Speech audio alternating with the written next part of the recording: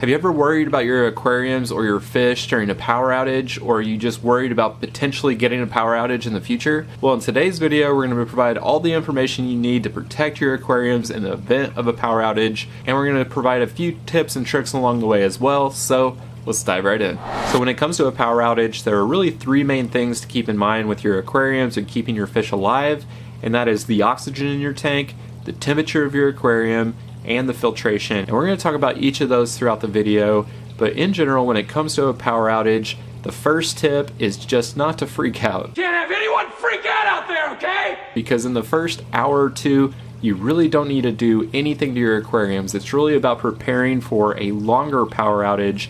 Anything 4 hours or more is when you really need some extra equipment or strategy in place to protect your aquariums. So if your power does go out, you could really just use that first hour or two to collect any equipment, materials, batteries that you may need for your aquariums in the event that the power stays out for a longer duration. And the first main category we need to talk about is just oxygen in your tank. So when your power goes out, obviously all your equipment that is breaking the surface tension of your aquarium are no longer running, like your filters, your wave makers, or your air stones.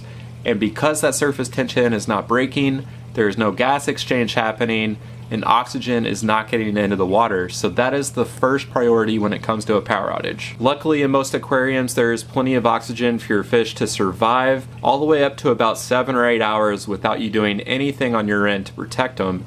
Unless you have maybe an overstocked African cichlid tank or big cichlids, which you may need to intervene a little bit sooner, maybe 4 or 5 hours into the power outage. That is when you can start thinking about providing oxygen into your tank, and the most cost-effective way is getting a battery-powered backup air stone. So this is a really cheap one that I got off Amazon.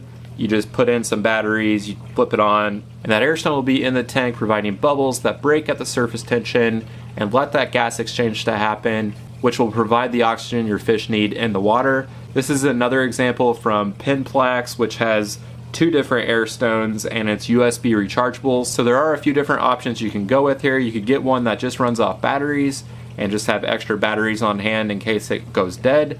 Or you could do one with the USB rechargeable port, which you could plug into a laptop, but you need your laptop to be charged in order to work one of those. But in general, there are multiple options that you could go with, and all of them work just fine. And with many of these options, you can turn it on for about a half hour, then turn it off for a half hour, just to make sure you're extending the life of the battery as long as possible. Or you could get an air pump that's a little more advanced, which acts like a typical air pump. This one is from Aquarium Co-op, but when the power goes out, the battery backup automatically kicks in. So if you have an air stone or you have this connected to a sponge filter, it automatically flips on, and even if you're not home, maybe you're on vacation and you lose power, this will continue running and continue providing oxygen into your tank. So it's a really valuable option, especially if you're away from home. And if you're not sure if you have enough oxygen in your tank, one sign you could look for is if your fish are at the surface gulping for air. That is a sign that they definitely need something to provide oxygen into the tank, and that's where one of these battery backups come into play. And if you really wanted to go all out, you could invest in a big power bank like this, or a generator for your home. And the good thing about having a power bank that is rechargeable like this is you just keep it charged, and then maybe that power outage happens, and then you could run everything for your aquarium on the power bank or the generator. And you can even use it for things in your house, like a space heater or something to charge your phone, and it can be used for more than just your aquariums, but it is a bigger upfront investment. This one that I bought for my tanks is about $1,500, so it is definitely not cheap, but because I have all these different aquariums down in my basement, I wanted a bigger protection for all of my tanks and my fish. I have a lot of cichlids that have been with me for many years, and the last thing I want is for them to pass away in a power outage because I wasn't prepared or invest in the proper equipment. So that's why I went with the power bank. And this says it's at about 47-48% of battery left. And I ran the 180-gallon aquarium on this overnight, so about 12 hours. I ran the filters, the heaters, everything on this, and it still had 50% charge left. So in the event of an extended power outage, I can definitely run multiple extension cords into this and maybe only run heaters and air stones, and this should last and protect all my aquariums for a couple days at least in the event of a power outage. And like I said, getting a power bank or a home generator is definitely an investment, But if you have a lot of aquariums, maybe you have a big fish room and you have a lot of valuable fish or fish that you really like, it might be worth that investment, and you could use it for things in your home as well. So it's kind of a win-win there. And for me, it did make sense to invest in something like that because I live in the Midwest near Chicago, and I did lose power during the winter twice. Luckily, it was only for a couple hours each time, and there are sometimes some bad storms during the spring or the fall, so I just wanted to be completely protected with all my fish. And I'm also building a big plywood aquarium, so things continue to grow down here in my basement fish room, and I just want to be totally protected, and that's why I went with the power bank. And as mentioned, oxygenating your tank is probably the most important thing when it comes to a power outage. After about that 5 to 6 hour mark is really when you need to start considering some type of battery backup or generator or something to get oxygen into the tank. But the second category we need to talk about is just the temperature in your aquarium, which is slightly less of a concern because fish can handle some swings in temperature. It happens all the time in nature, and it will also be a little more gradual in your aquarium. So take one of my tanks, for example, that are at 78 degrees Fahrenheit. If the power goes out, it will slowly drop, or if it's really warm for some reason in the summer and the power goes out, it would slightly rise, but it's really not going to be a huge swing right away. So it's not something you need to be super worried about. But in an extreme situation like a winter storm, if it's extremely cold in your house, that's when you can maybe hook up a space heater if you have a generator, or just plug in the heaters directly into your generator. But if you don't have the generator, the next best option is to maybe wrap your aquarium with blankets and towels. Make sure it's completely insulated. Usually acrylic tanks will retain the heat a little bit better than glass, but it's pretty marginal. Either way, I think you could wrap your tanks with towels or blankets and make sure you have a firm fitting lid, just trying to keep everything confined so that as little of that heat is escaping as possible, and you should be just fine for a couple days at least. And that's why it's kind of the secondary concern here, where oxygen is really the main concern.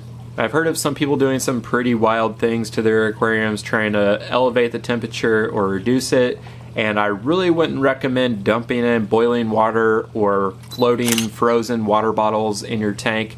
Those will really impact the fish more because of the drastic swings that may occur, and the fish will be okay if it's just a gradual decline in temperature or increase.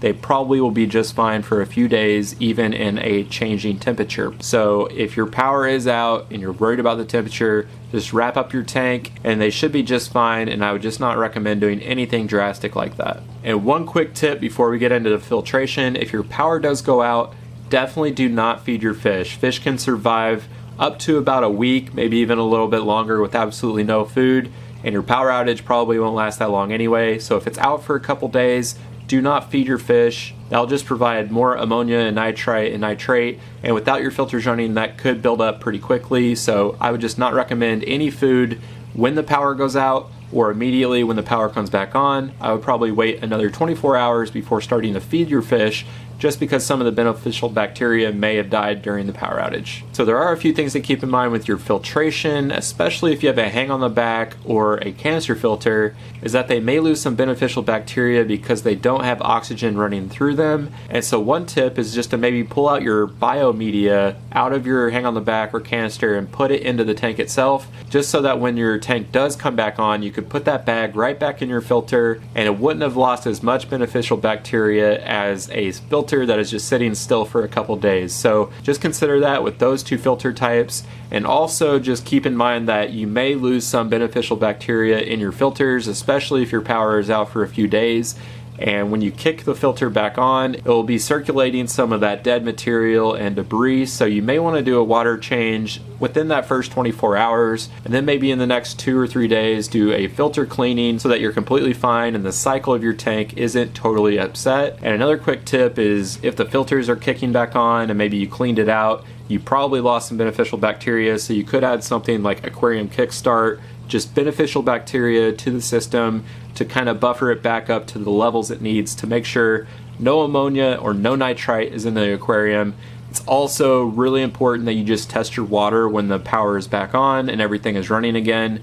I would probably test it every day for the next week just to make sure everything is completely fine and you don't have to intervene in any other way. In general, when it comes to aquariums and power outages, I would just recommend not freaking out and just knowing that you don't have to intervene right away and your fish will likely survive. The first thing you need to keep in mind is just providing some type of air to the aquarium. And then when it comes to something like your temperature or your filtration, there are a few tips and tricks that we discussed, and that's really not something you absolutely need to do. As we've encountered many power outages over the years keeping aquariums, we've been more and more comfortable just doing less, and the fish are totally fine unless it's an extreme scenario or the power outage lasts multiple days, which is pretty rare. But just getting a few of the battery backups are super easy and inexpensive, and it protects you from any type of situation that might come up. But hopefully you found some value in this information and some of the tips and tricks, and best of luck if you do encounter a power outage. It's never fun, but your fish should be just fine if you follow some of the simple steps in this video. Thanks again for watching, and we'll see you next time.